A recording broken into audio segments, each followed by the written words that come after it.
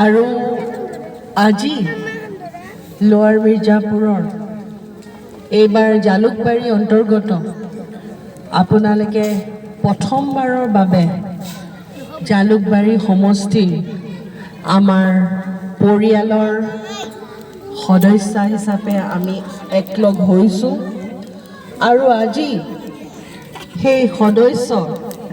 আমি কেনেকৈ আগবঢ়াই নিব লাগে ভৱিষ্যত আমি নিজৰ উপৰিও নিজৰ অঞ্চলৰ আৰু বিভিন্ন ধৰণৰ কাম কাজত আমি আমাক কেনেকৈ এই অঞ্চলখন জাকত জিলিকা কৰি উঠিব লাগে আৰু আজি আমি এটাই বিশ্বাস কৰোঁ চবেই আমি হিমন্ত বিশ্ব শৰ্মাৰ কথা আমি হয়তো চবেই শুনি আছোঁ বহুতে দেখে টিভিত দেখি আছে ছ'চিয়েল মিডিয়াত দেখি আছে বহুতে ভাল কথা কয় বহুতে বেয়া কথাও কয় বহুতে কথা কয় এনেকুৱা হয় মানুহজন তেনেকুৱা হয় কিন্তু কাম হয় কিন্তু আমি এটা বস্তু দেখিছোঁ নাই যে তেওঁ এটাতে বিশ্বাস কৰে সেইটো হৈছে কৰ্ম আৰু আজি এতিয়া মীৰ ডাঙৰীয়াই অলপ আগতে ক'লে যে আপোনালোকৰ অঞ্চলৰ দুই এটা সমস্যা আছে যেনেকৈ এই ঈদগাহখন আপোনালোকৰ বাউণ্ডেৰী ৱালটো নাই ইতিমধ্যে মই এতিয়া আপোনাক কৈছোঁ যে ইতিমধ্যে মুখ্যমন্ত্ৰী ডাঙৰীয়াই 5 লাখ টকা এই অনুদান দিছে এই ঈদগাহখনৰ কাৰণে এই কামখিনি অতি সোনকালে আৰম্ভ হ'ব আৰু আটাইতকৈ আমাৰ পবিত্ৰ যিটো আমাৰ জীৱনৰ সত্য এইটো হৈছে আমাৰ কবৰস্থান কাৰণ আমি সকলোৱে আমাৰ শেষ যাত্ৰা সেই কবৰস্থানেদি আমি আল্লাহ বা ভগৱানৰ ওচৰত আমি যাওঁ আৰু সেই কবৰস্থানৰ কাৰণেও মুখ্যমন্ত্ৰী ডাঙৰীয়াই আপোনালোকক 5 লাখ টকা এটা অনুদান কৰিছে যাতে কোনো মানুহে যাতে কষ্ট পাব নালাগে এটা সুন্দৰ পৰিৱেশত যেতিয়া আমি সদায় প্ৰাৰ্থনা কৰোঁ বা সদায় দোৱা কৰোঁ যে মানুহজনে যাতে জন্নত পায় সদায় আমি যেনেকৈ হিন্দু মানুহে কওঁ আমাৰ স্বৰ্গ পায় আৰু সেই প্ৰচেষ্টাটোত এটা সুন্দৰ পৰিৱেশ গঢ়ি তুলিবলৈ এটা তেওঁৰ ফালৰ পৰা প্ৰচেষ্টা এটা আৰম্ভণি কৰিছে ইয়াতো আপোনালোকৰ যিটো ৰাস্তাটো ইতিমধ্যে মুখ্যমন্ত্ৰী ডাঙৰীয়াই আৰম্ভণিও কৰিলে ৰাস্তাটো শেষো হ'ল যাতে সকলোৱে যাতে সেই ৰাস্তাটোৰ ওপৰেদি আপোনালোকে কষ্ট নোহোৱাকৈ আপোনালোকে যাব পাৰে আজি আমি এনেকুৱা কৰ্মদক্ষতা মানুহ এটা আমি সদায় সকলোৱে দেখি থাকোঁ সকলোৰে হাতে হাতে আজি মোবাইল আছে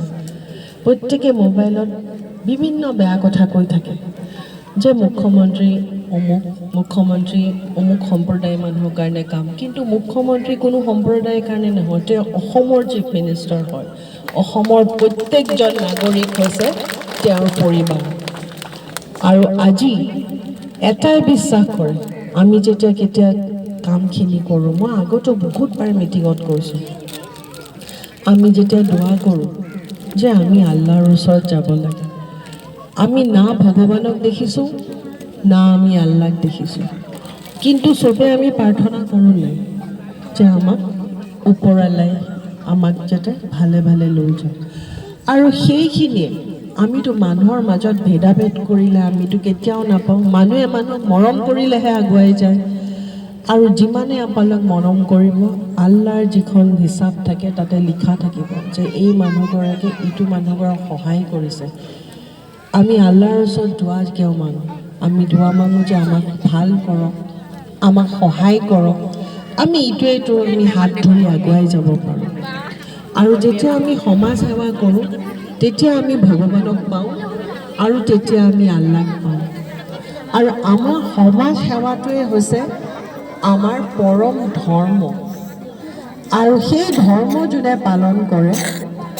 তেতিয়া ওপৰৱালাই সদায় তেওঁক চায় যদি আমি জাতি ভেদাভেদ কৰি পেলাই মই বোলে মন্দিৰত বহি আছোঁ আপোনালোকে বোলে মছজিদত আপোনালোকে দোৱা প্ৰাৰ্থনা কৰে তেতিয়াই কিন্তু আল্লাই চকু মেলি নাচায় কেতিয়া চাব যেতিয়া আনজনক সহায় কৰিব কোনোবাই বিপদত পৰিব কোনোবাই হাতত ধৰি আগুৱাই লৈ যাব বোলে বিপদত পৰিছে আমি কামখিনি আগুৱাই দিওঁ সমাজ এখনত কেনেকৈ ল'ৰা ছোৱালী কাবাৰ ল'ৰা ছোৱালী ভাল হ'ব লাগে আমিতো জাত ভেদাভেদ কৰি পেলাই বোলে নাই এইটো বেয়া আমি ইয়াত নকৰোঁ আমি এইটো ভাল এইটো কৰিম তেতিয়াই কিন্তু আমাক ওপৰলৈ চাই সদায় আৰু আমি এটা কথাই আজি কৈছোঁ যে আমাৰ মাজত আৰু আপোনালোকৰ মাজত এনেকুৱা এজন মুখ্যমন্ত্ৰী পাইছে যিজন মুখ্যমন্ত্ৰী কোনো ধৰণৰ জাতি কোনো ধৰণৰ ধৰ্ম একো নাই তেওঁ খালি এটাই ধৰ্ম তেওঁ হৈছে মানৱ ধৰ্ম আৰু সেই মানৱ ধৰ্ম হৈ প্ৰত্যেকজন মানুহে যাতে তেওঁলোকৰ নিজৰ প্ৰাপ্যখিনি পায় নিজৰ যাতে সুবিধাখিনি পায় নিজৰ যাতে অঞ্চলখিনি আগবঢ়াই লৈ যাব পাৰে আজি ময়ো মাতৃ আপোনালোকৰো ল'ৰা ছোৱালী আছে মোৰো ল'ৰা ছোৱালী আছে মাক হিচাপে আমি কি ভাবোঁ যে মোৰ ল'ৰা ছোৱালীজন ভালকৈ পঢ়ক ভালকৈ ডাঙৰ হওক